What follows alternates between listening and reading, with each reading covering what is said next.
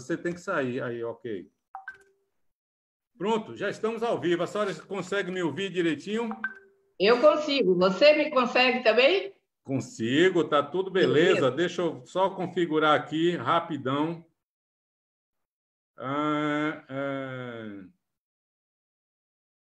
Só um minutinho. Aqui.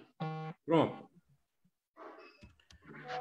Bom, meus amigos, minhas amigas, hoje nós temos uma live muito especial para nós que estamos participando, que está assistindo, mas também para o povo da Bahia. É uma live sobre um dos episódios mais importantes da história do Brasil, não é exagero, que foi a participação do povo da Bahia e de diversos outros segmentos sociais numa luta para garantir a independência do Brasil. Aquela história do 7 de setembro foi aquilo e mais muita coisa. E essa muita coisa diz respeito, portanto, à resistência popular em alguns locais do país, porque parte das tropas portuguesas, que o Brasil era uma colônia de Portugal, que ficaram aqui, resistiram para não entregar o ouro, vamos dizer assim. Enfim, isso tem a ver também com movimentos políticos lá em Portugal, né, envolve a família real, é todo um contexto muito rico que, às vezes, a historiografia que a gente aprende na escola não ensina. E, por isso mesmo, nós chamamos uma pessoa especial para conversar conosco, que é a professora Antonieta d'Aguiar. Eu pensei que era Antonieta Nunes. Não, d'Aguiar Nunes. De Aguiar Nunes. Antonieta de Aguiar Nunes, que eu costumo chamar assim, pego essa mania de bancário, pego o segundo nome e já vai chamando. Aguiar, Nunes. Os espanhóis também fazem isso. Então, veja bem, a professora Antonieta é licenciada em História pela UFBA, né? Ela também é bacharel em Serviço Social, é mestra em História, é doutora em História também pela UFBA. Ela tem, portanto, um currículo assim, que a capacita a participar desse debate com muita autoridade. E eu quero já, de antemão, agradecer a senhora professora por aceitar vir aqui fazer essa conversa conosco. Eu sou professor também, gosto muito de História. Meu mestrado foi uma costura entre História e Literatura, foi para discutir a literatura enquanto documento, e aí tem que discutir a natureza do texto de ficção e os outros textos, científico, histórico e assim por diante. Então, foi uma viagem muito bem feita, que eu gostei muito, e depois... Usei telefone para Ana Cláudia. Diga, não me telefone agora, não. Ana Cláudia.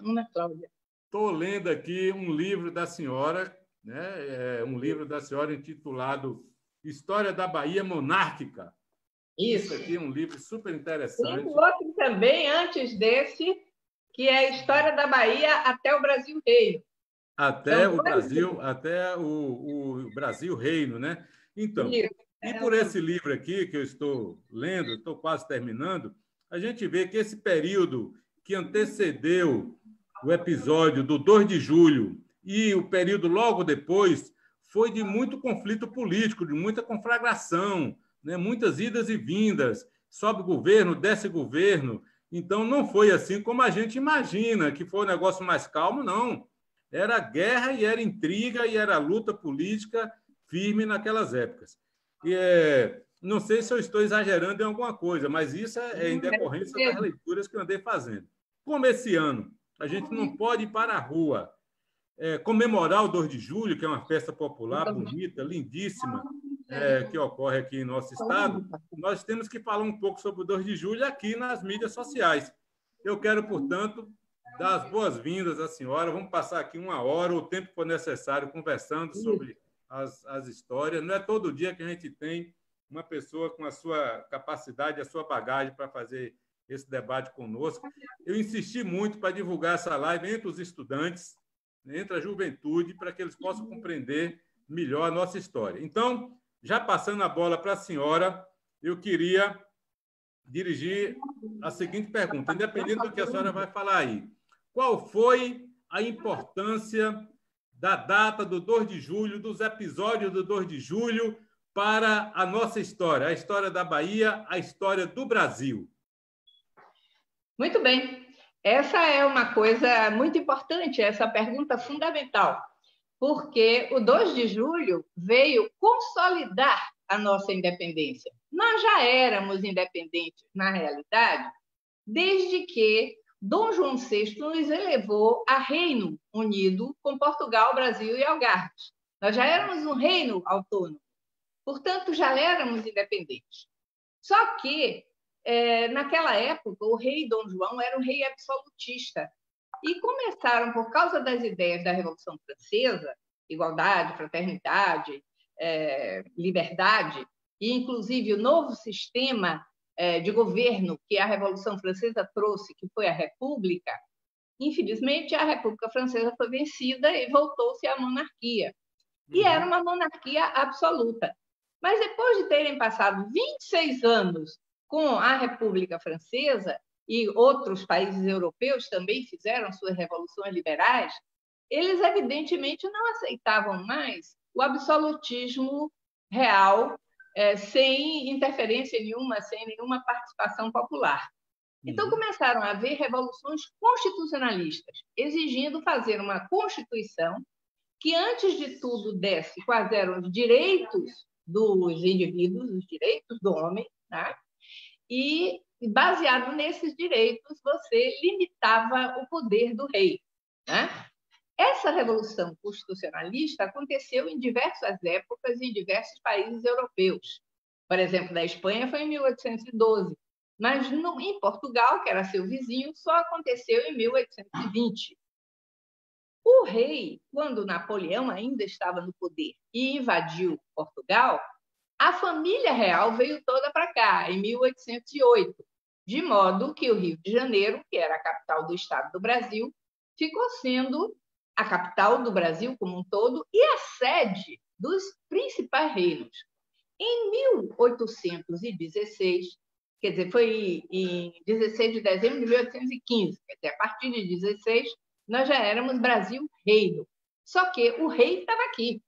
Nós éramos não só o maior, o mais rico, como também o mais poderoso, porque estava o rei ou da corte aqui no Brasil. Quando começaram a haver essas revoluções constitucionalistas, e em Portugal aconteceu em 1820, os portugueses exigiram que a família real voltasse.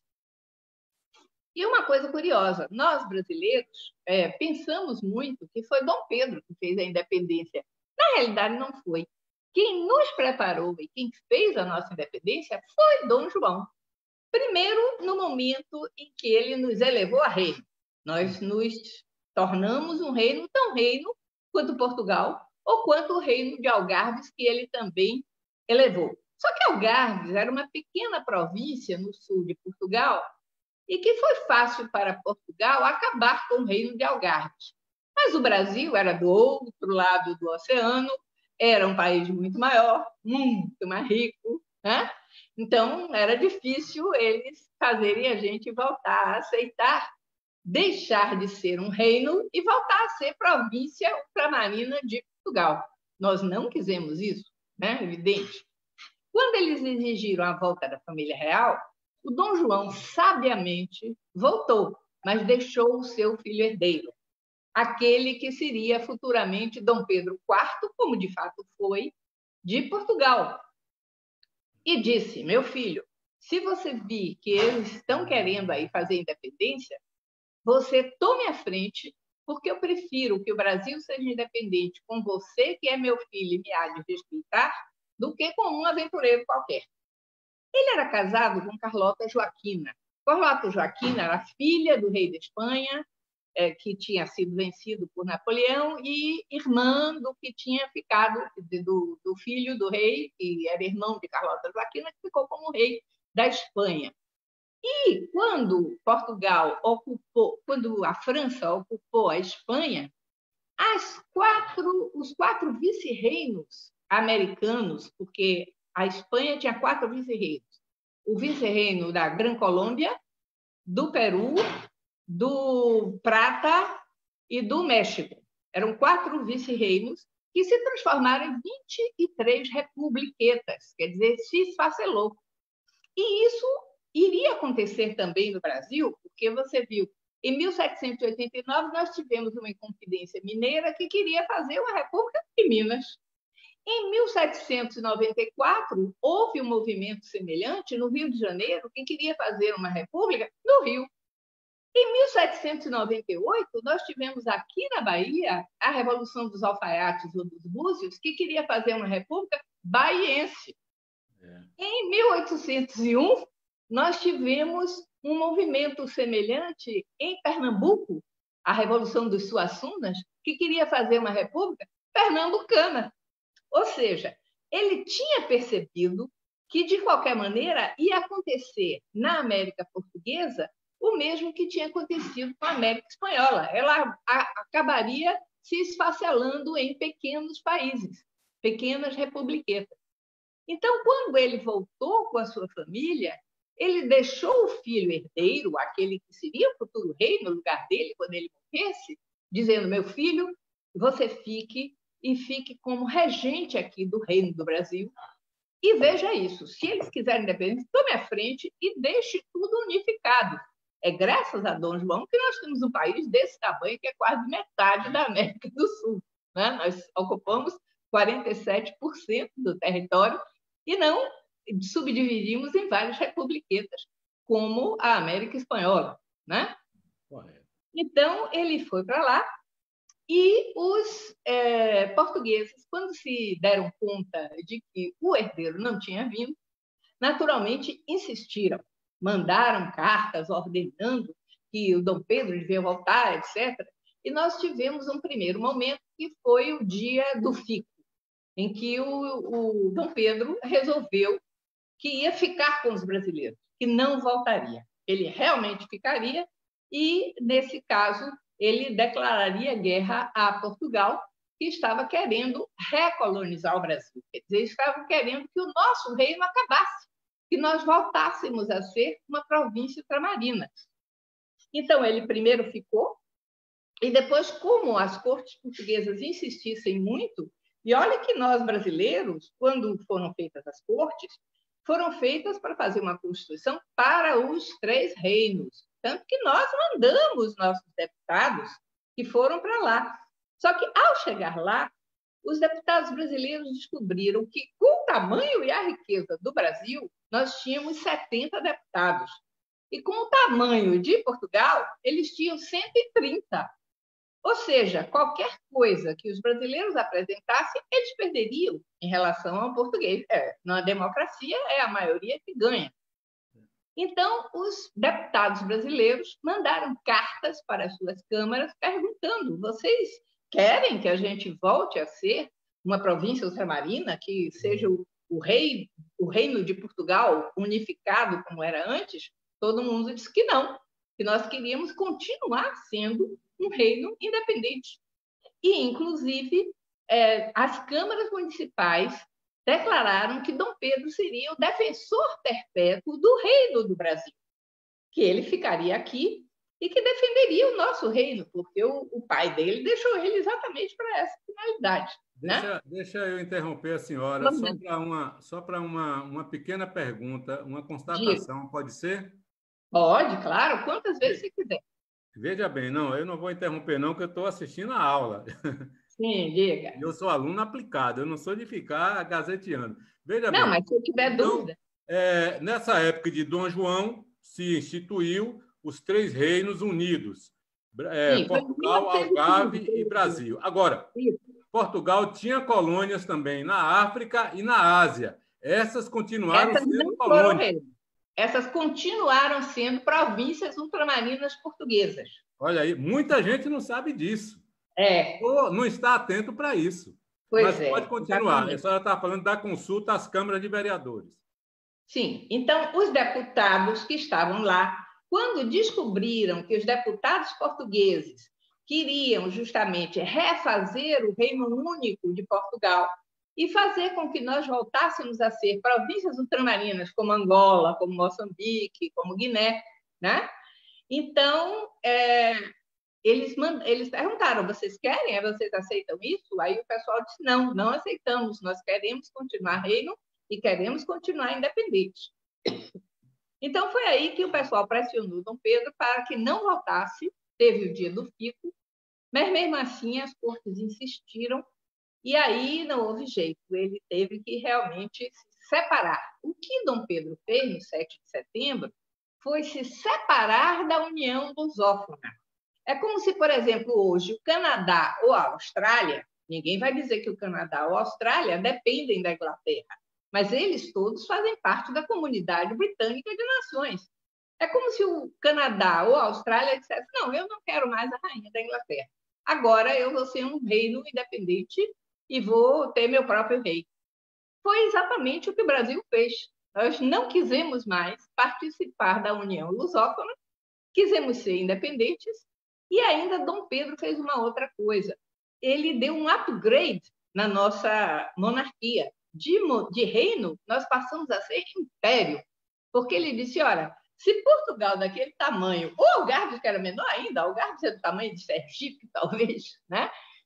Eram reinos, o Brasil, desse tamanho, com essa riqueza, naturalmente seria um império.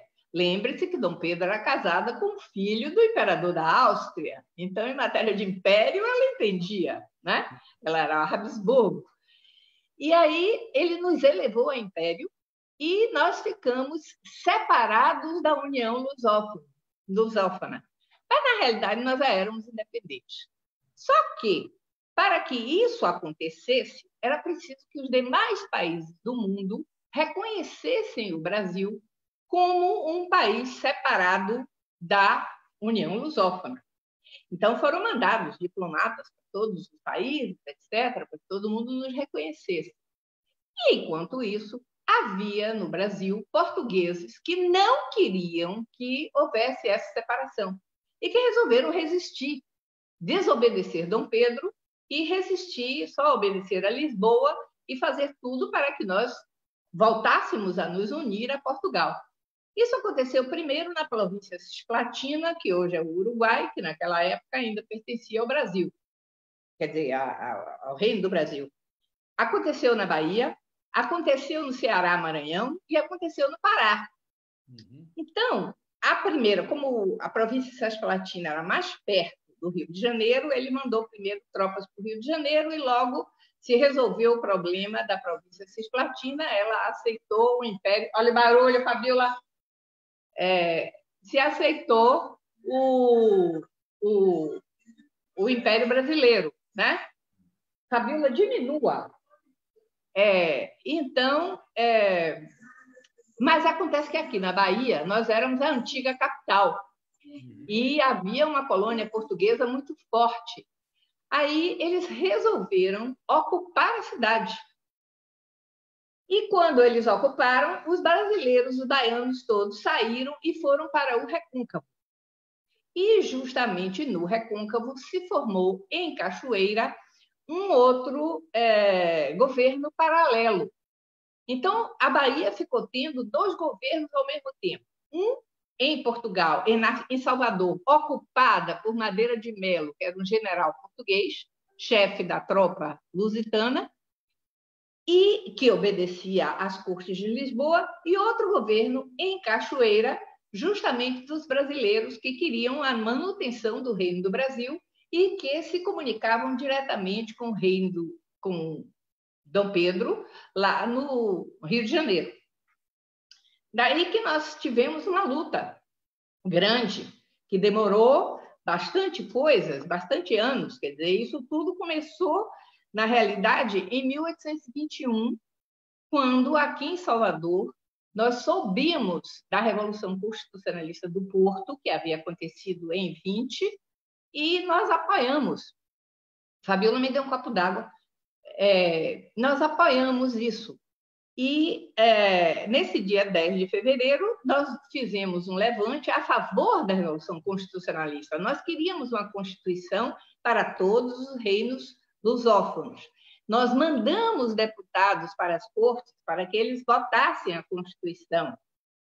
Mas aconteceu que, chegando lá, nossos deputados descobriram que eles estavam em minoria e que a maioria de portugueses o que estava querendo era acabar com o Reino do Brasil e com o Reino de Algarves, isso eles conseguiram, o que não era difícil, porque Algarves é uma pequena província no sul de Portugal, do tamanho de Sergipe, talvez, não é?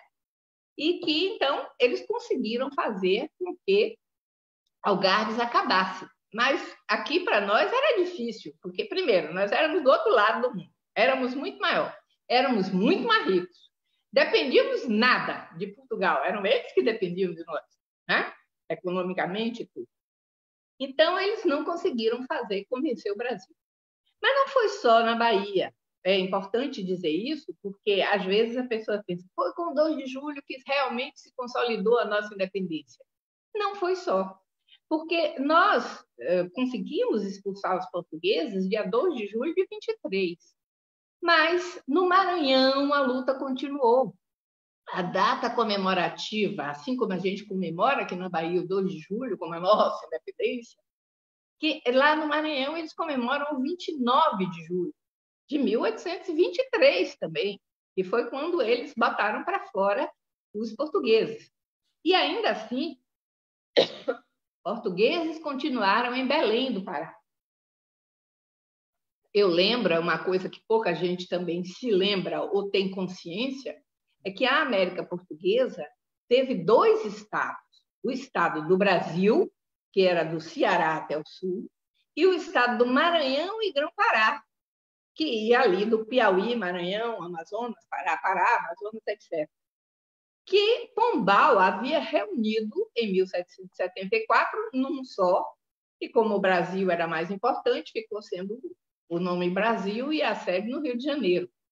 Mas, na realidade, o estado do Maranhão tinha uma comunicação muito mais fácil com Portugal. Era muito mais perto você ir de São Luís para Lisboa do que ir do Rio para Lisboa. Né? Era mais fácil você ir de Belém para Lisboa do que do Rio para Lisboa. Então, havia grupos portugueses lá também que queriam continuar com Portugal.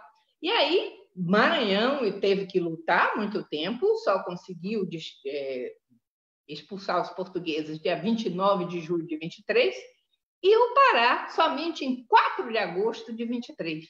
Portanto, foram esses 3 estados, Bahia, Maranhão e Pará, que consolidaram a nossa independência. Não foi só a Bahia. Para nós foi importante, né? Mas também foi para o Maranhão e também foi para Belém. E isso é que unificou esse paizão que nós temos hoje. Porque se os maranhenses e os paraenses não tivessem vencido, a gente ficava com um pedaço só, o pedaço que havia sido o estado do Brasil antigo.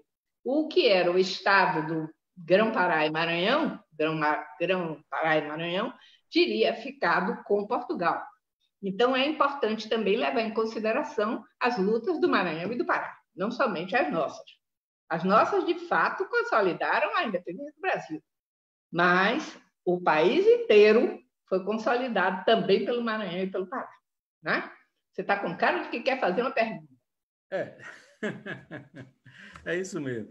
Eu estou achando super interessante o relato aí da senhora. Já tinha lido em outros momentos também essa situação. Então, aqui na Bahia, Maranhão, Maranhão e Pará, se constituíram assim, grupo de portugueses resistindo a essa ideia de independência. Eles queriam que o Brasil continuasse vinculado a Portugal. Né? Agora, aqui na Bahia, Salvador,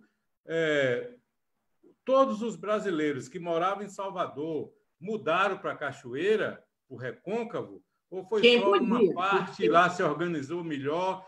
Essas câmaras municipais, quando elas tomavam uma deliberação, tinha força realmente? Porque Câmara Municipal hoje é muito limitada, né, em relação à Assembleia Nacional. Dá um toque nisso aí para a gente. Primeiro, saber se houve realmente uma revoada de baianos brasileiros para o Recôncavo. E depois, como é que eram essas decisões? Né? Pois não. Primeiro, para a gente entender a importância das câmaras municipais, a gente tem que ver que nós éramos, antigamente, uma província ultramarina. Portanto, nós estávamos longe da capital, que era Lisboa, o reino era um só, era Portugal. e eles tinham que... Nós éramos muito longe, o controle era muito grande. Então, o controle de cada local era feito pelas câmaras municipais. As câmaras municipais é quem realmente mandavam em todos os lugares. É como, por exemplo, agora, nessa época de pandemia, que o maluco do presidente que a gente tem queria abrir logo, e o STF disse não, cada estado tem autonomia, cada prefeito pode decidir, etc. Então, naquela época, quem decidia para cada cidade eram as câmaras municipais. Elas tinham um poder, inclusive judiciário, que hoje elas não têm mais poder judiciário, a Câmara só tem poder executivo e legislativo, elas perderam o poder judiciário em 1828, não é? Mas, naquela época, elas tinham, inclusive, poder judiciário, elas tinham um poder muito grande, eram elas que mandavam, né? Então, o que aconteceu é que... até algumas cidades, aqui na Bahia, Rio de Contas e algumas cidades, que o prédio da Câmara e da cadeia era um só, a Câmara em cima e a Câmara e cadeia em todos os prédios. O primeiro que se conduzia era a casa de Câmara e cadeia. A Câmara no primeiro andar e a cadeia lá embaixo. Isso em todo lugar, no Brasil, em qualquer lugar do Brasil inteiro. E, inclusive no estado do Maranhão e Grão-Pará. Toda casa de Câmara e cadeia, ele já se chamava assim, casa de Câmara e cadeia. A cadeia era embaixo e a casa de Câmara em cima. Todas elas, todas as casas de Câmara são assim. Né? Nós temos hoje os exemplos históricos, todos eles foram assim. Eu não vou mais interromper a senhora, mas eu lembro que a Câmara de Vereadores aqui de Salvador, existe os relatos, um livro, pesquisas, recentemente foi publicado pelo professor da UNEB, Ricardo Moreno, doutor Ricardo Moreno. Meu colega e amigo. Estudou um desses episódios, e a Câmara de Vereadores de Salvador que decidia o preço do sal, o preço da farinha, o preço da carne. Claro. Elas tinham as câmaras municipais de cada lugar. A Câmara de Salvador decidia em Salvador. A Câmara de Cachoeira decidia em Cachoeira. A Câmara de Rio de Contas decidia em Rio de Contas. As câmaras tinham um poder muito forte. Elas eram realmente o poder, certo? Então, quando houve essa questão da Constituição, que era uma coisa que era unificada para todo o Brasil, né? Então, todo mundo devia obedecer à mesma Constituição. Não era uma coisa tão centralizadora, mas porque é claro que havia autonomia das várias províncias. Naquela época se chamava de províncias. A Bahia já foi colônia quando nós éramos ainda subordinados a Portugal. Quando viramos Brasil-Reino, nos tornamos províncias, quer dizer, o reino era dividido em províncias, e quando nós viramos república, essas antigas províncias se tornaram estados, como nós somos hoje estado, né?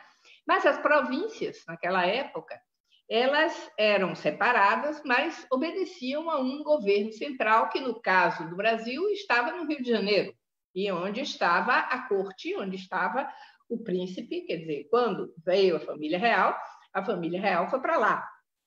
E quando Dom João saiu, Dom Pedro ficou lá, né? Representando o príncipe que regia o reino do Brasil. Correto. Bom, então, quando essas coisas aconteceram, o Brasil tinha que fazer, uma vez que nós não concordamos com a Constituição portuguesa, que queria fazer com que a gente voltasse a ser outra província, novamente província ultramarina, nós tínhamos que fazer uma constituinte brasileira. E aí Dom Pedro, Dom João já tinha voltado, deixado Dom Pedro, e Dom Pedro convocou uma Assembleia Constituinte para o Brasil.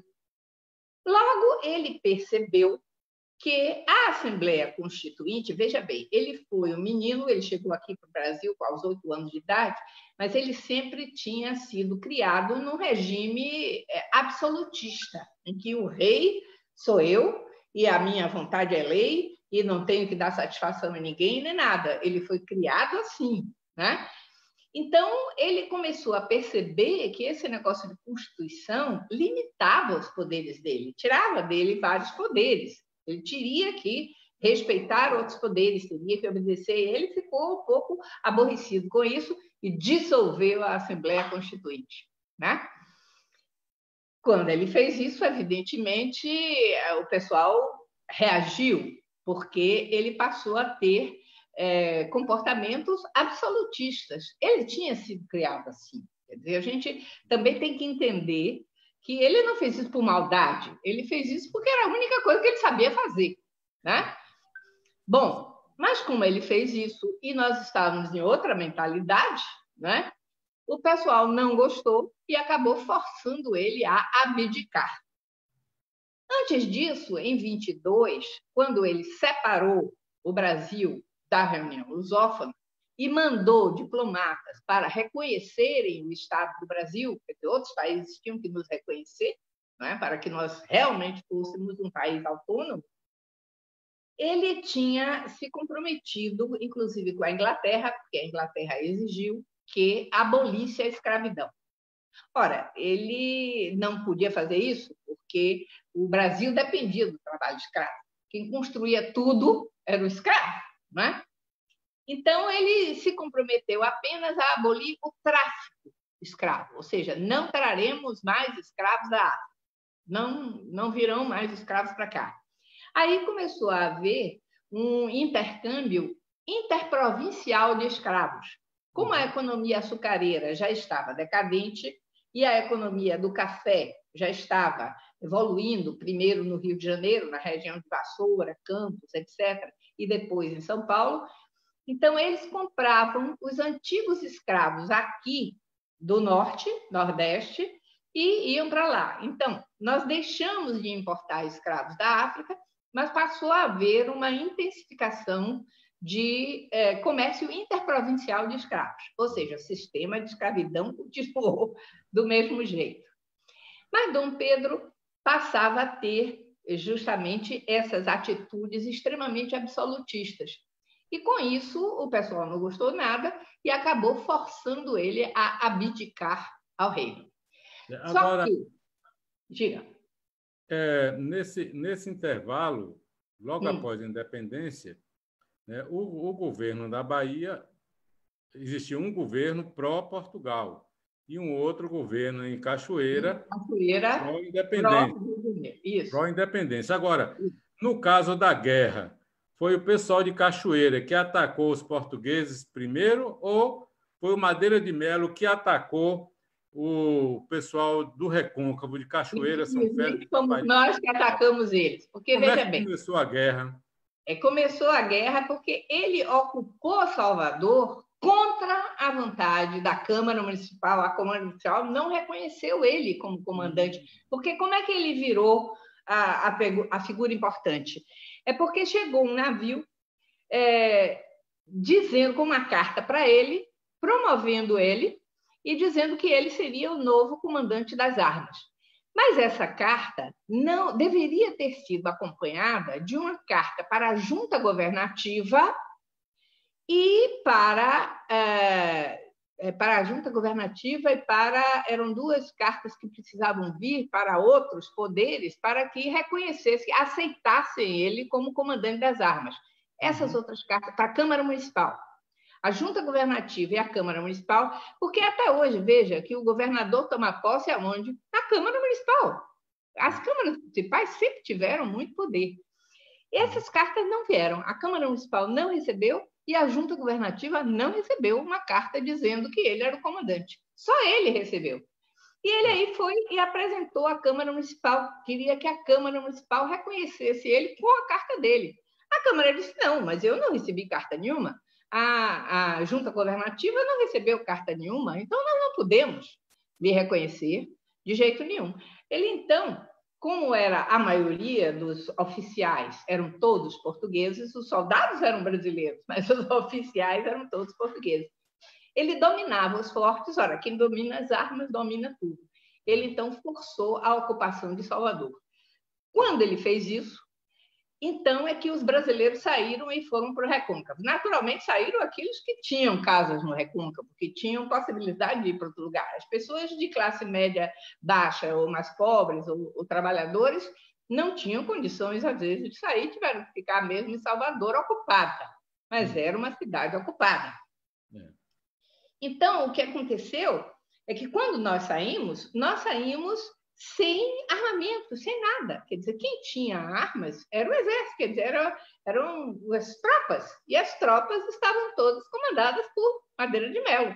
Nós tivemos que refazer e comprar armas e organizar todo um exército local.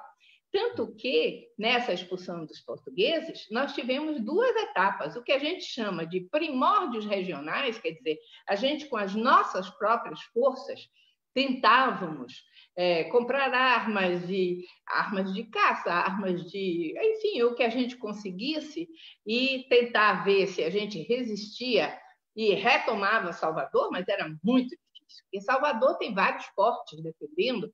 Salvador foi construída para ser uma cidade fortificada, nós fomos construídas, como Brasília, para ser a capital do Estado do Brasil. Só que nós fomos em 1549 e Brasília em 1960. Mas aqui nós tínhamos vários fortes, a cidade era altamente fortificada. Tomar Salvador era dificílimo.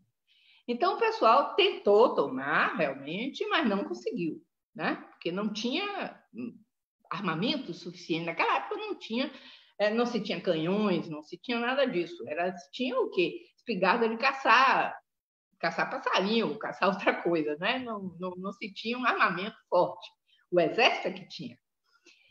Então, nós não conseguimos tomar Salvador. Então, nessa primeira fase, nós lutamos inutilmente, porque a gente não conseguia tomar Salvador. Mas aí, quando houve o 7 de setembro de 22, Dom Pedro percebeu que, se ele não consolidasse essas outras províncias, a província cisplatina primeiro, a Bahia, o Maranhão e Belém, que ele não teria realmente um império muito grande. Era preciso consolidar. E, para fazer isso, ele, então, contratou militares mercenários. Ele mandou para cá o Pedro Labatut, que era francês, e o almirante Cochrane, que, aliás, já até havia lutado e ajudado a independência do Chile em 1810. Ele contratou Cochrane e contratou navios novos e tal, para vir ajudar navalmente, sob o comando de Cochrane, e militarmente ele contratou o Pedro Labatut para treinar as nossas tropas, porque nós não sabíamos nem lutar, nós não tínhamos estratégia, tática, nada disso de luta, a gente não sabia. Então, ele contratou um indivíduo para treinar os brasileiros e ele mandou algumas armas, mandou algumas coisas, não é? Para que, então, nós tivemos um segundo momento, que foi a fase nacional, em que a gente teve um apoio do Império através do Labatut e do Cochrane e dos armamentos que eles trouxeram, né? E que melhoraram, então, as nossas condições. E foi aí que nós passamos a ter uma certa condição de combater e, finalmente, expulsar os portugueses. Como a gente não tinha arma, a gente resolveu fazer com os portugueses o mesmo que já tínhamos feito com os holandeses em 1624. Salvador é uma cidade fortificada, tá? Mas é uma cidade pequena, fechada e não produz nada. Ela depende de tudo do recôncavo. Toda a comida, todo o gado, todas as coisas que alimentavam a população vinham do recôncavo. Então, vamos sitiar. A gente simplesmente não permite que entre nenhuma comida lá. Foi o que nós fizemos com os holandeses, e nós expulsamos os holandeses em um ano. Os holandeses ocuparam em 1624 e 1625 para ter ido embora. No Nordeste, não. Eles ocuparam em 1630 e só foram embora em 1654, ou seja, levaram 24 anos no Nordeste. Na Bahia, só levaram um ano, porque nós fizemos isso, sitiamos. Aí nós resolvemos fazer a mesma coisa com Madeira de Melo. Sitia. Deixa ele sem comida. Ele agora só vai receber comida de Portugal, dos navios que chegaram de Portugal. E isso realmente enfraqueceu muito o exército de Madeira de Melo, né? E nos fortaleceu, porque nós tínhamos toda a alimentação vinha do recôncavo mesmo. Só que aí nós proibimos de que entrasse em Salvador a alimentação. né? Isso foi bom para nós. Bom, então, quando nós fizemos esse tipo de coisa, Dom Pedro, desculpe, às vezes eu falo Dom João, mas eu estou falando de Dom Pedro, porque Dom Pedro é que era o que estava aqui regindo. Ele percebeu que ele tinha que mandar. Mandou para cá esse esforço e realmente Labacu veio, treinou o pessoal de terra, dividiu em várias brigadas, etc., fez um plano de ataque por diversos...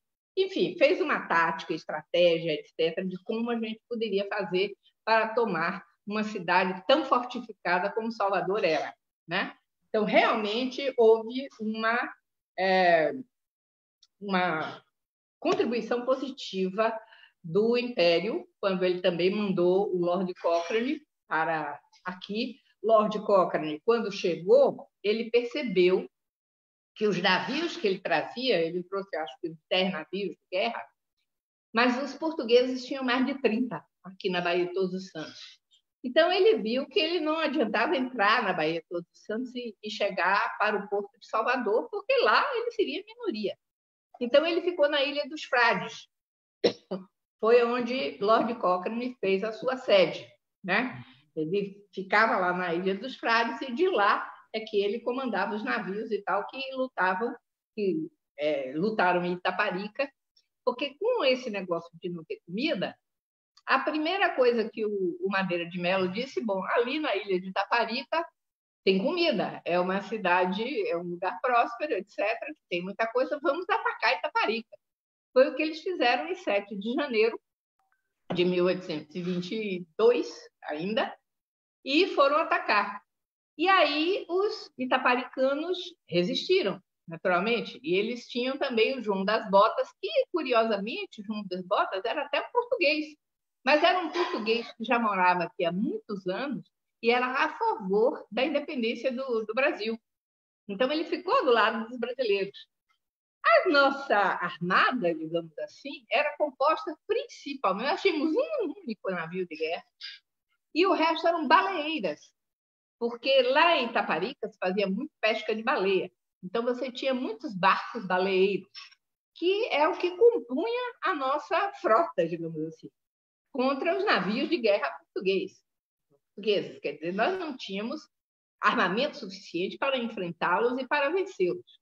Justamente por isso que, quando Cochrane chegou com navios de guerra, isso nos reforçou, embora o número de navios de Cochrane era pequeno em relação ao número de portugueses. Havia um certo desequilíbrio, mas houve sempre astúcia da parte dos brasileiros. No que aconteceu em Itaparica, por exemplo, em que os portugueses foram atacar, o pessoal fez de conta que deixou eles chegarem. Quando eles chegaram na praia, as marisqueiras receberam, parecendo que estavam seduzidos. Foi aí que a Maria Filipa entrou com a sua equipe de marisqueiras, né? Tentando seduzir os portugueses. Mas quando eles chegaram lá, levaram o quê? Surra de cansação. Ora, não tem quem aguente. Surra de cansação. Eles não tinham armas. Qual era a arma delas? Cansação. Cansação é terrível. Você fica 3 dias se coçando, inchado, todo vermelho. Tira você de ação durante 3 dias, pelo menos. Era o nosso tratamento. Era o que a gente tinha. A gente tinha que lutar com aquilo que a gente tinha, né? Então, essa surra de cansação é uma coisa curiosa, mas é verdade, né? A gente não tinha arma, a nossa arma era a natureza, e nós usamos a natureza, né? Isso nós somos sábios, né? Bom, então continuou esse tipo de escaramuça, sempre eles querendo comida. Então, em novembro, dia 8 de novembro, também de 22, ele manda atacar Pirajá. Pirajá ficava exatamente na entrada da Estrada das Boiadas, que é hoje a Liberdade, né? A Rua da Liberdade era justamente a antiga Estrada das Boiadas e entrava por ali. E Pirajá era um posto que, se você tomasse Pirajá, e havia vários brasileiros em Pirajá, Então, se ele tomasse Pirajá, ele podia adquirir o gado que chegava do sertão, né? E que às vezes nem sabiam que Portugal, que a cidade estava ocupada, então eles mandaram os gados exatamente para aqui. E era a gente que dizia, não pode ir para Salvador, porque Salvador está ocupada e tal, não sei o quê, os brasileiros que diziam. Mas se você tomasse esse posto, os portugueses receberiam o gado e teriam alimentação. Então, as batalhas de Cabrito e Pirajá é que foram importantes por causa disso. E aí, em Pirajá, nós temos aquela outra lenda do corneteiro Lopes, que nós já estávamos perdendo. Os portugueses eram mais numerosos, muito bem armados, e nós íamos realmente perder aquela batalha. Quando, então, o comandante mandou que o corneteiro tocasse retirada, né? Retirada. E o corneteiro, em vez de tocar retirada, ele tocou avançar cavalaria. Aí, os portugueses todos conheciam os toques de corneta, eles eram portugueses também, né? E então, pronto, a cavalaria vem aí, nós não temos cavalaria, nós vamos perder. Aí eles ficaram todos confusos e começaram a ficar com medo e a fugir. Então, nós ganhamos uma batalha que nós já tínhamos perdido. Se por um lado... Foi a história do corneteiro Lopes. Os portugueses... Nós tínhamos algumas histórias assim, engraçadas, né, na nossa luta pela independência. O corneteiro Lopes, os portugueses ficaram com medo, imaginando que vinha um reforço que, na verdade, não existia. E na cavalaria. Os brasileiros ganharam mais coragem de dizer, vem reforço aí. Vem reforço aí. Agora, sobre o corneteiro Lopes, tem um vídeo, um filme, Dodge Só participa, outros artistas também da Bahia, tem uma versão que eu não sei se é verdade, é que ele, na verdade, não foi assim um ato pensado dele, de heroísmo e tal, é que ele andava com a cabeça assim meio nas nuvens, porque a mulher tinha abandonado ele e ele estava sem saber muito o que fazer, estava um pouco perdido, e aí, quando veio a ordem, toca, ele aí se atrapalhou todo e tocou. Mas isso folclore. Como isso é uma coisa que nós não temos comprovação documental, isso são histórias orais, né?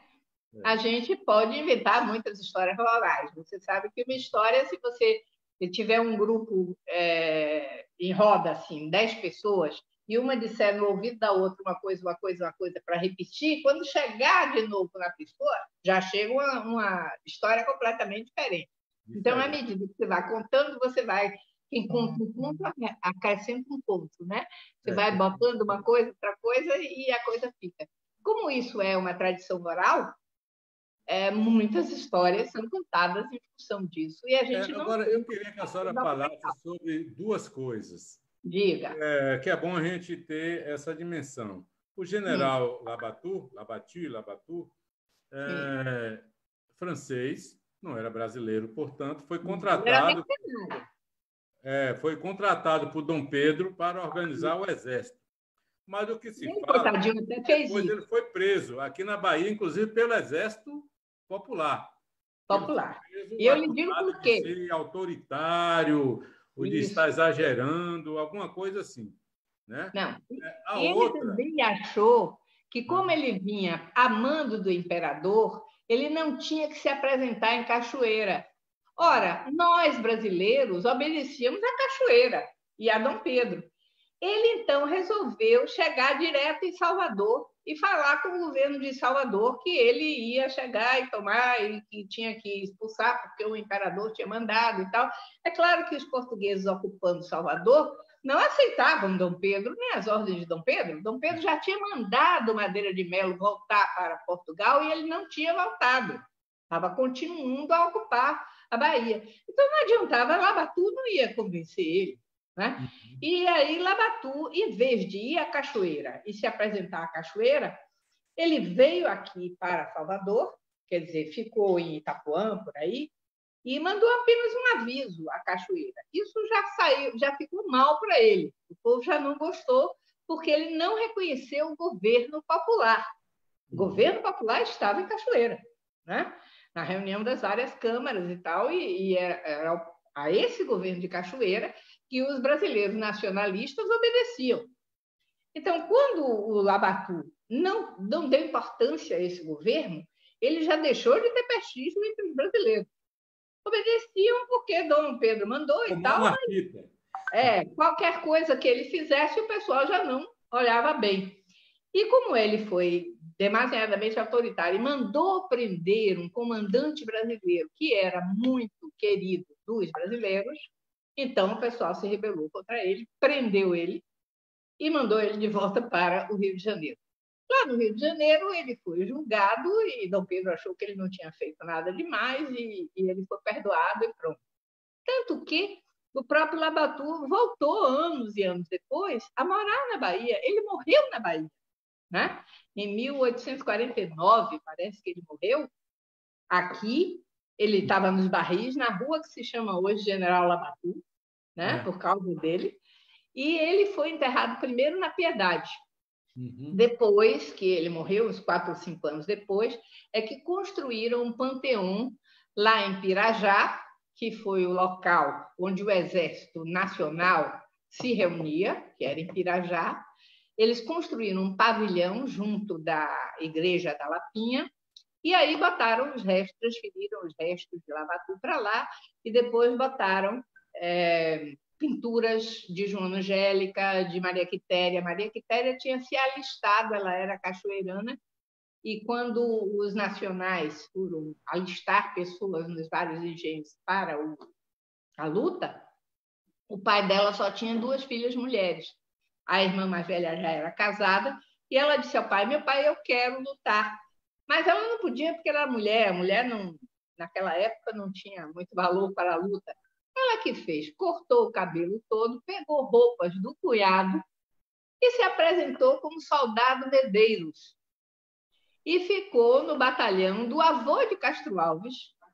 E, inclusive, em lutas em Itapuã, ela foi muito valente, prendeu vários portugueses. Ela teve vários momentos em que ela mostrou a sua valentia e o pessoal ainda não tinha descoberto que ela era mulher.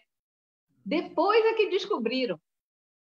Aí ela já tinha feito aqueles atos heróicos todos, já tinha sido homenageada, e quando descobriram que ela era mulher, resolveram que não iam expulsar ela, apenas deram uma sainha para ela usar em cima da farda, para ficar claro que ela era mulher. Mas só foi descoberto que ela era mulher bem depois, inclusive, que ela já tinha feito várias coisas heróicas que tinha merecido o reconhecimento dos seus superiores, né? Então, ela foi... Existe uma estátua dela lá na Lapinha, né? Ali na Lapinha, exatamente. Agora, ela era de Cachoeira, né? Ela era nascida em Cachoeira. E agora, foi lá... A emancipação das mulheres, então, não foi algo assim menor, foi uma coisa de... Não, do TV, a Marisqueira, a Filipa, ela, a Angélica. A história da Joana Angélica. A história da Joana Angélica é assim.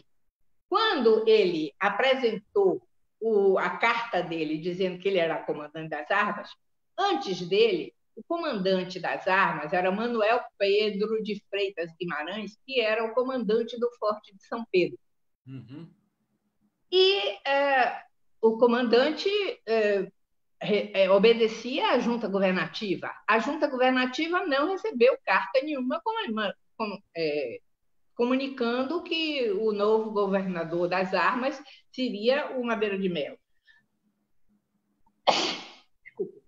A Câmara Municipal também não. Então, o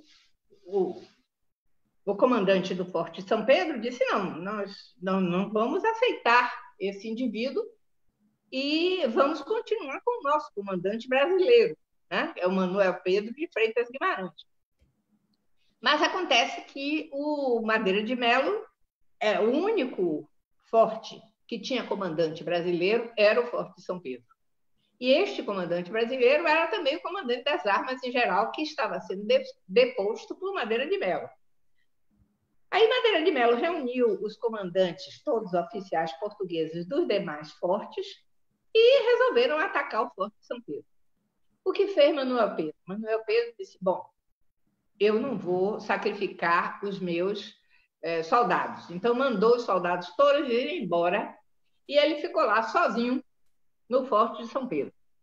Quando os soldados já estavam indo pelas Mercês e Piedade, é que começaram a vir os primeiros grupos de portugueses que estavam indo atacar o Forte de São Pedro. E houve lutas ali nas Mercês, na Piedade, mas os brasileiros conseguiram se refugiar no Convento da Lapa.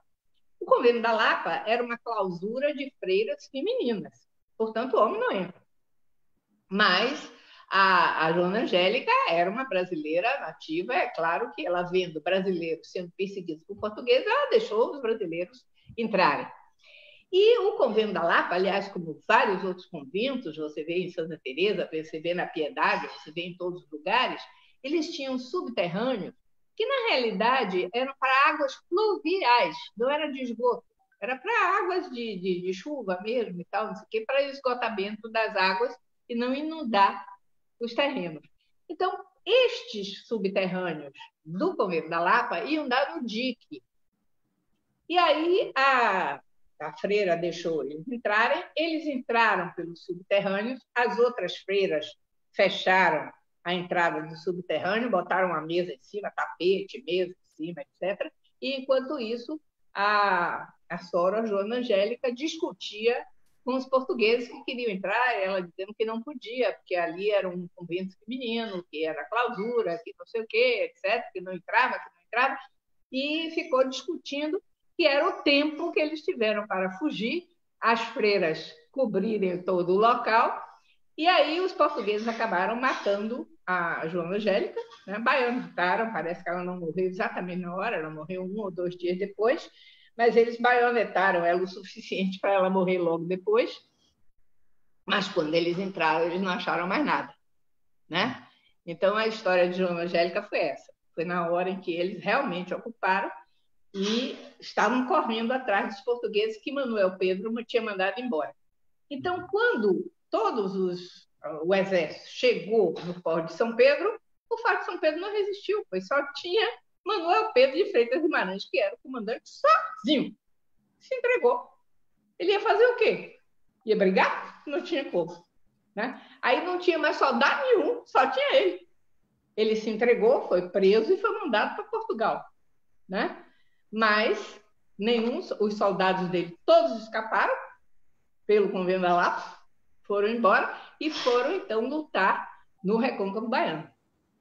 Então, a luta toda acabou se estabelecendo no Recôncavo e eles se juntaram em Cachoeira, que era a principal cidade que tinha, por causa do rio, ela tinha comunicação fluvial com o Rio de Janeiro, né? Por causa do Rio Paraguaçu.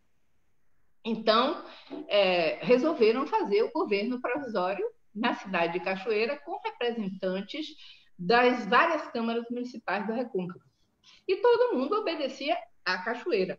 Então, a sede do governo nacional era, na Bahia, Cachoeira. E a sede do governo que estava em Salvador era um governo que obedecia a Portugal, às cortes portuguesas. Então, nós tivemos 2 governos. Aí é preciso lembrar, porque a live está sendo assistida por muita gente, eu não quero interromper a professora toda hora. Mas pode interromper, não é porque o registro das pessoas que estão entrando, fazendo comentários e tal, mas se eu for fazer isso, aí vai interromper a sua participação e aí a gente pode perder muito com isso. Né? Estão aqui aparecendo já na tela vários, né, falando. E aqui tem uma questão que o Manuel Vidal coloca. Diga. E eu ia fazer a pergunta à senhora. Diga. Certo? Na verdade, é o seguinte. E a história do caboclo? Porque no desfile do 2 de julho, queria que a senhora falasse um pouco do simbolismo desse desfile. A gente tem aí mais uns 15 minutos a 20 aqui de conversa. Falamos do caboclo. Muita senhora, já são 8h30, certo? Isso. Mas... antes da senhora falar sobre o desfile, que o desfile tem ali os encorados, tem os índios, tem um caboclo, a cabocla, enfim. Tem tudo isso, eu falo tudo isso. Pra gente. Mas tem gente aqui que está assistindo, com certeza que não é da Bahia, e se não assistir hoje, vai continuar assistindo, porque essa live vai continuar no nosso YouTube, no nosso Instagram e no nosso Facebook, as pessoas podem ouvir. A importância do 2 de julho é tamanha e o simbolismo da capital sendo em Cachoeira, que todo ano, menos esse ano que não vai acontecer por conta da pandemia, o governo da Bahia se transfere durante 5 dias, salvo engano, para Cachoeira. Então, o governador e seus secretários vão despachar de Cachoeira. Isso é uma coisa positiva. Eu não sei lei de 2006. Desde 2006, isso é lei aqui na Bahia. É lei, é uma lei. Então, 25, é lei. A sede do governo se torna Cachoeira. Agora, só assim, a título de informação, antes da senhora falar sobre o desfile, o Lord Cochrane, ele lutou também pela independência do Brasil no Maranhão, ou no Pará. Tem uma história do sítio também a São Luís, que foi sitiada, acusação que foi saqueada por Lord Cochrane. Na realidade, o Lord Cochrane lutou aqui, depois eu acho que ele foi para o Maranhão, porque para o Pará, quem foi um outro, o Grenfell. Foi um outro também inglês, contratado por Dom Pedro, mas foi outro comandante, foi outro almirante. Não foi o Cochrane.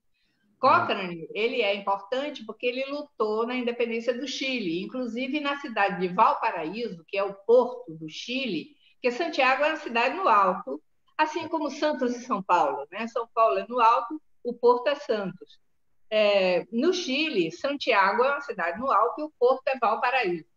Em Valparaíso, existe, inclusive, uma casa do Lord Cochrane, onde ele morou lá durante algum tempo, porque ele ajudou na independência do Chile. E, justamente, os chilenos têm uma certa ligação conosco. Em 1902, veio até aqui uma armada chilena para homenagear Lord Cochrane, que tinha, além de lutado no Chile, lutado aqui na Bahia, e foi a época em que nós demos o nome de Rua Chile à Rua do Palácio. A nossa Rua Chile se chama isso desde 1902, quando veio essa armada chilena para homenagear Cochrane, que também tinha lutado aqui. Então, Cochrane ajudou, João das Botas, na parte marítima, né? Ajudou a lutar contra alguns navios, mas não houve nenhuma grande batalha. Houve pequenas escaramuças. Então, não temos uma batalha como se foi Pirajá, por exemplo, que foi uma grande batalha. Nós não tivemos uma grande batalha naval. Nós tivemos pequenas escaramuças navais, mas Lord Cochrane ajudou. E como ele ajudou, justamente, eles vieram aqui em 1902 para fazer homenagem, etc.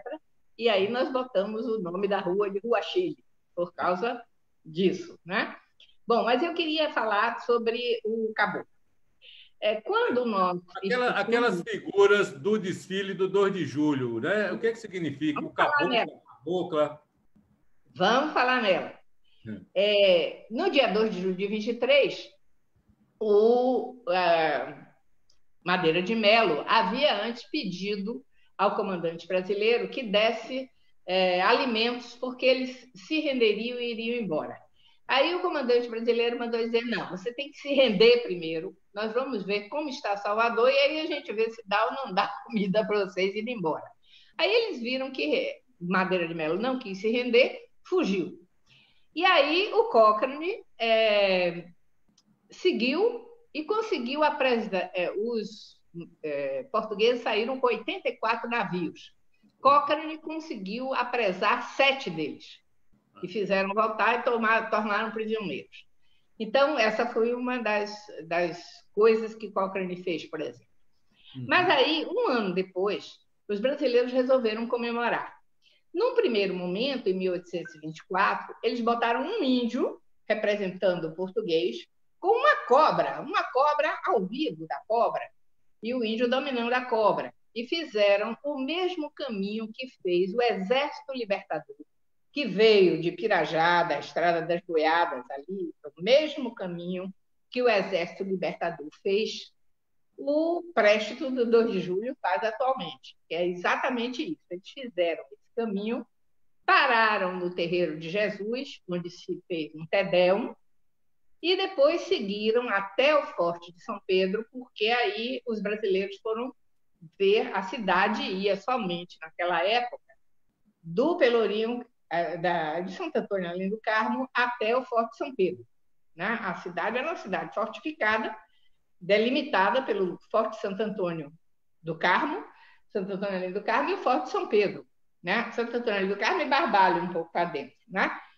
Então, eles percorreram toda a cidade para ver, e é justamente o cortejo também do Terreiro de Jesus vai até o Forte São Pedro, que era o limite da cidade naquela ocasião.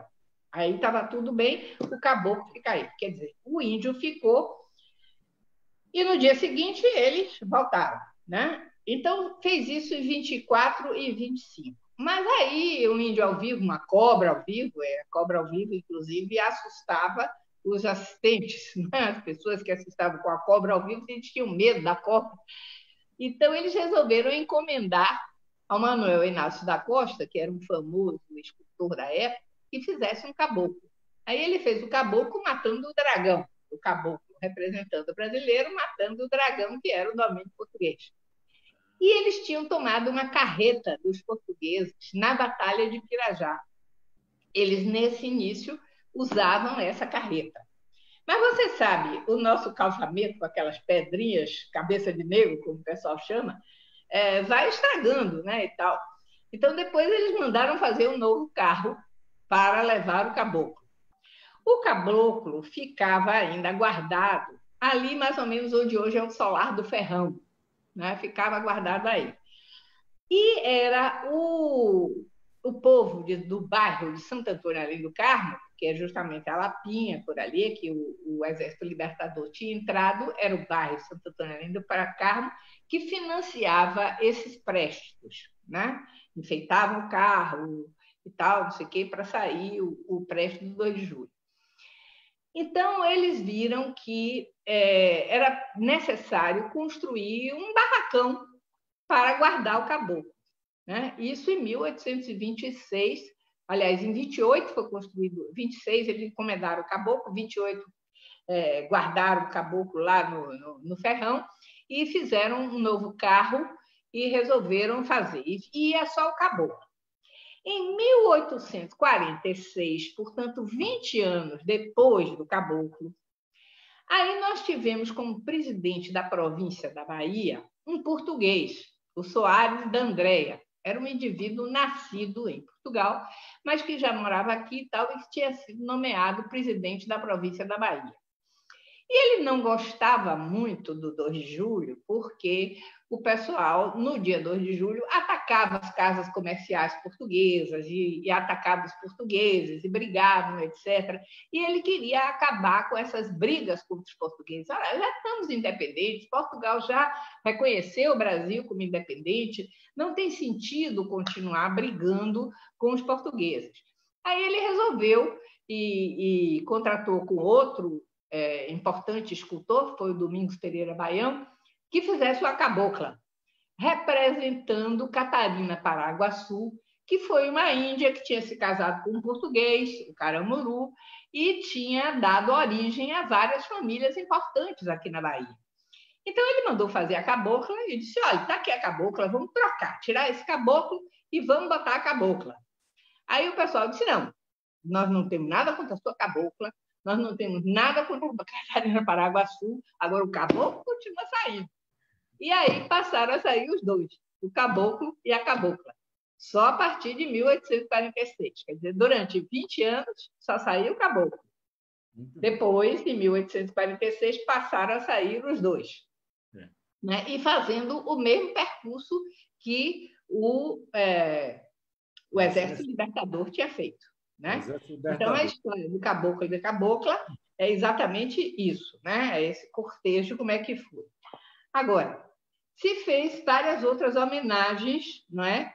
Quando também sobre os 2 de julho, porque foi criada uma sociedade 2 de julho, em 1835, que em 1860 construiu aquele pavilhão lá da Lapinha.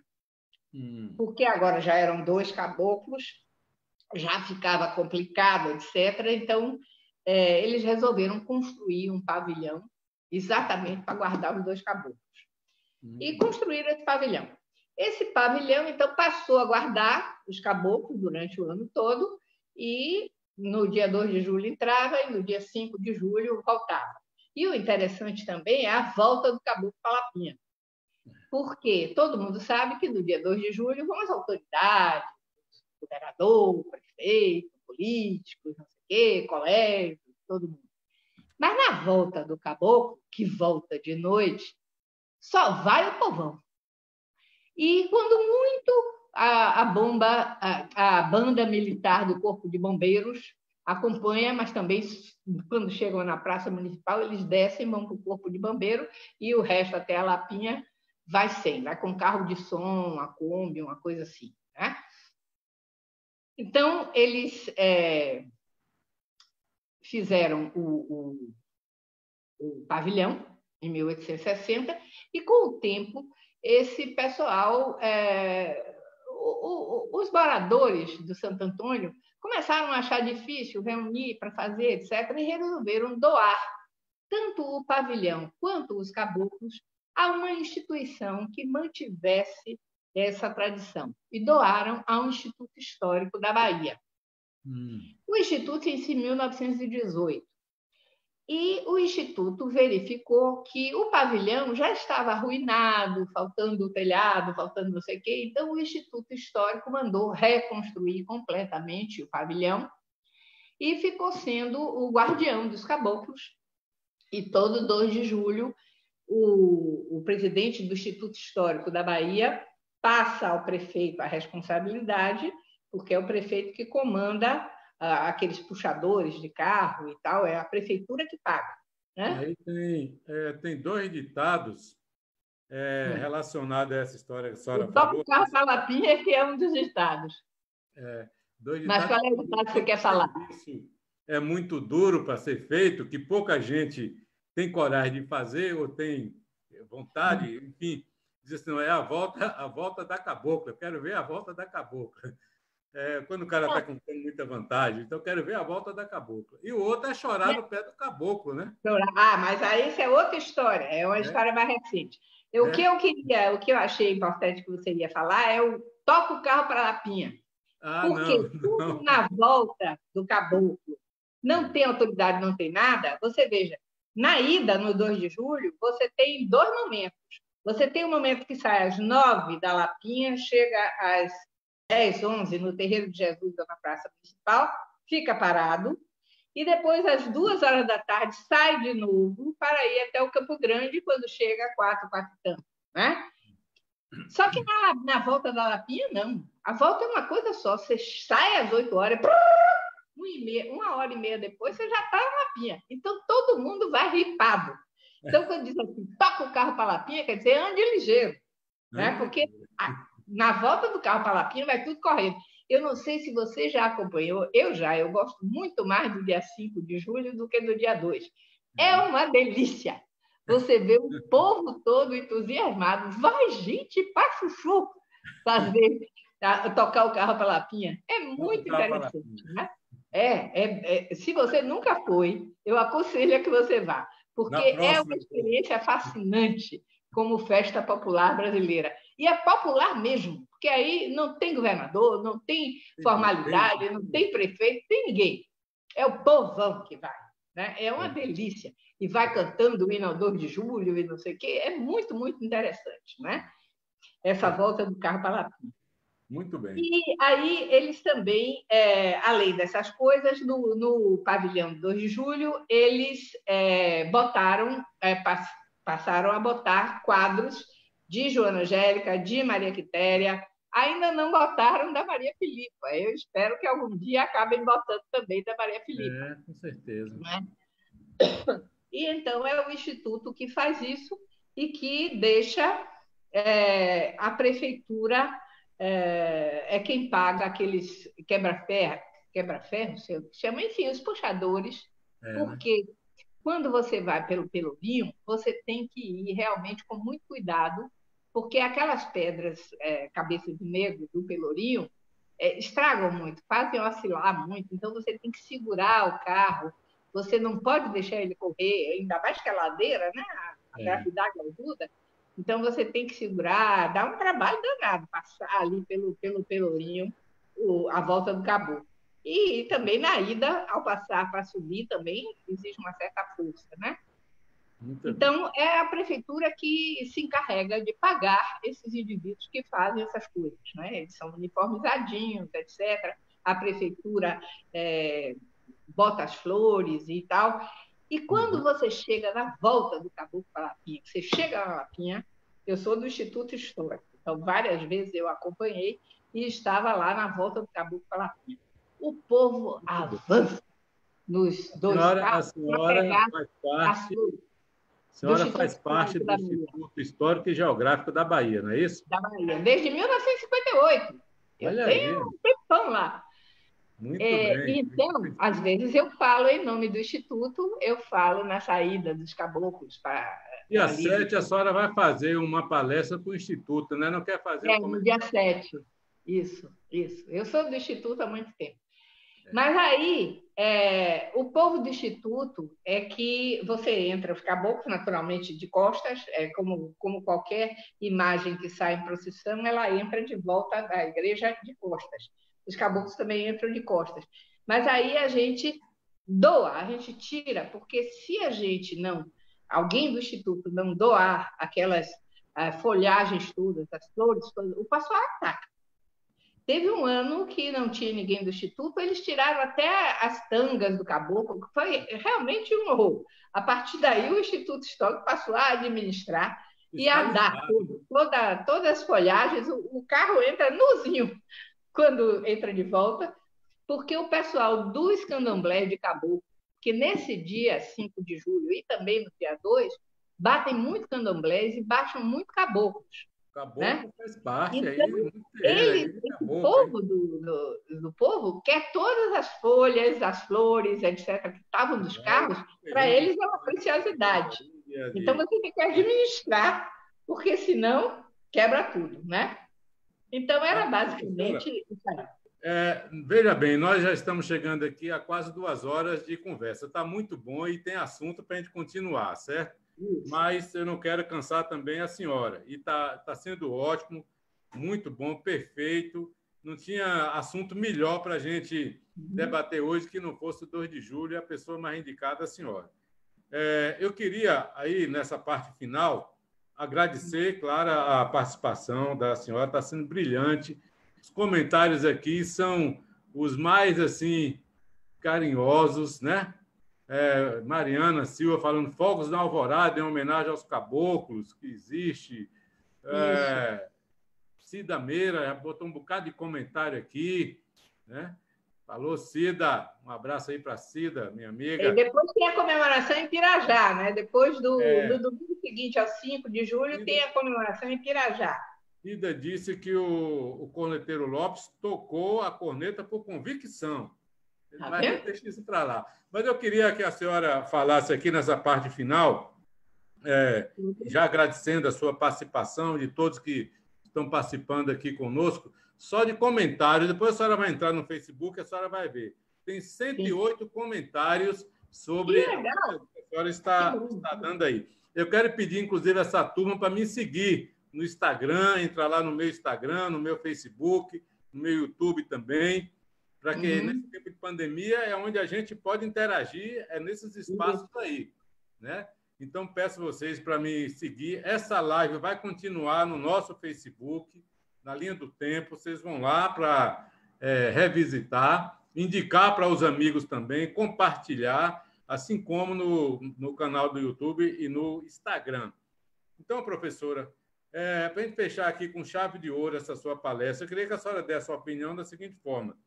Por que a festa do 2 de julho é assim, uma festa tão importante para o povo da Bahia? Por que o povo da Bahia passa o dia todo, da Lapinha até o Campo Grande, né, participando desse cortejo, que é um cortejo bonito, com escolas desfilando, fanfarras, de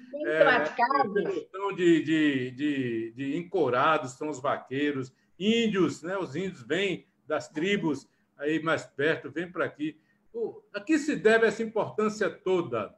Né? Na época da ditadura militar, o 2 de julho era um sinônimo assim, de rebeldia, era um espaço de protesto. O hino ao 2 de julho é uma coisa linda, né? Tem uma estrofe que todo baiano sabe, né? Fala muito bem e tudo mais, que é com tiranos não combinam brasileiros corações.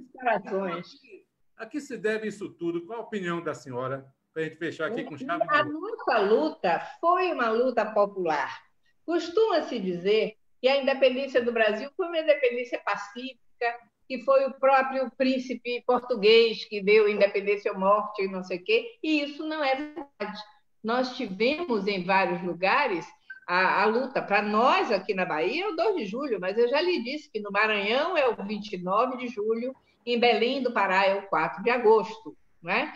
Em que a população foi que lutou. E, como eu lhe disse, nós tivemos, na nossa luta para expulsar os portugueses, 2 fases. Uma fase foi local, foram só as pessoas locais. Só depois do 7 de setembro de 22 é que Dom Pedro contratou o Labatu e Cochrane, não sei o quê, que vieram já no fim. Mas nós já tínhamos lutado pessoalmente muito tempo. Então, foi uma coisa realmente do povo baiano. A gente lutou pessoalmente, né? E isso é uma coisa que fica na memória das pessoas. Até quando eu era pequena, eu já tenho quase 80 anos, né? Eu estou com 79 e lá vai. As pessoas ainda... Existiam pessoas cujos pais e avós tinham participado de passeatas do 2 de julho na época do Império e que contavam isso, que seus antepassados tinham lutado, etc. Então, para o povo, foi o povo que botou para fora. Não foi nem o Labatu, nem o Cochrane. Eles chegaram no fim, quando a guerra já estava praticamente ganha. Tudo bem, eles trouxeram um armamento, o Labatu treinou um pouco o pessoal, fez umas estratégias e tal, mas depois nós tivemos que botar ele para fora e continuamos nós mesmos a lutar, né? Então, foi uma luta efetivamente popular. E até hoje você vê isso no povo. Essas expressões, esses ditados, por exemplo, antigamente você queria dizer que uma coisa era muito legal, você dizia assim, foi um 2 de julho, quer dizer, foi uma coisa fantástica, foi um 2 de julho. Na Bahia, essa é uma expressão popular, não é invenção de ninguém. Vou passar a usar agora essa expressão, quando tiver alguma coisa boa, vou dizer, foi um 2 de julho. Foi um 2 de julho. Quer dizer, foi uma coisa fantástica, né? Porque realmente foi a participação popular. É exatamente isso que continua tendo. E é por isso que eu lhe aconselho, se você nunca foi à volta do Caboclo da Lapinha no dia 5 de julho, se você já tivesse ido, você não me fazia essa pergunta. Porque aí você via... Mas eu fiquei com medo, disse que tem que carregar peso. Menino é uma beleza. Vale a pena ir, né? Tá certo. Sugiro a você e a todos que estão assistindo, se nunca for no 5 de julho, vamos. Muito obrigado.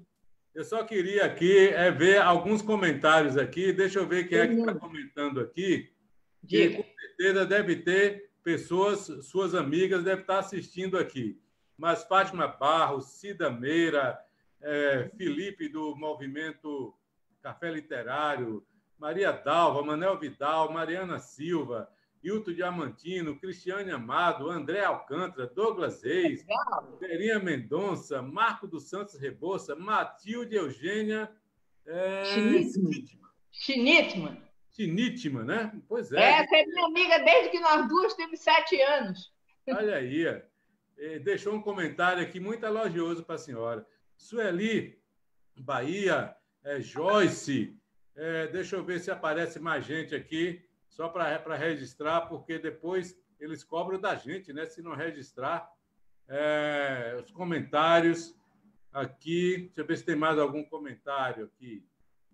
Não, eu queria dar uma informação extra, que foi uma notícia que eu recebi hoje. Sim. Que é bom para que as pessoas saibam, é que hoje eu recebi um convite para participar da Academia de Letras da Bahia. Daqui a algum tempo, portanto, eu serei uma imortal criatura. Rapaz, se eu pudesse voltar lá, eu voltava na senhora, viu? Coisa boa. Primeiro que é uma mulher, né? Entrando ali, uma escritora. Dona Edith Gama Abreu e o da Gardes Viana já foram mulheres que entraram antes de mim. Agora mais uma para reforçar, né? E com essa visão que a senhora tem sobre a história, vai com certeza contribuir muito. Danúzia também está mandando um abraço para a senhora aqui. Olha, Danusa já tá usando aqui o ditado. Essa live foi um 2 de julho. 2 de julho, que legal. Já está usando. Vou usar também. Já falei aqui dos outros. Não estou conseguindo ver aqui todos os comentários que foram fixados aqui. Certo? Então, os outros, 100 e tantos. Mas, em todo caso, meu agradecimento a todo mundo que ouviu, que participou. Muito obrigada. É isso. Então, professora, beijo no coração da senhora, um abraço, muito obrigado. Ganhamos o dia e a noite com essa nossa conversa aqui. Maravilha. Até a próxima. Até a próxima. Um abração, então, viu? Idem. Para todos também. Ok. Tchau. Tchau aí para a senhora. Boa noite. Boa noite. E viva o 2 de julho! Viva o 2 de julho! Tá com bom. Certeza. Tchau. Deixa eu encerrar aqui. Deixa eu encerrar aqui também. Pronto, vou sair. Tá bem, professora. Boa noite. Tchau. Tchau aí. Viva o 2 de julho.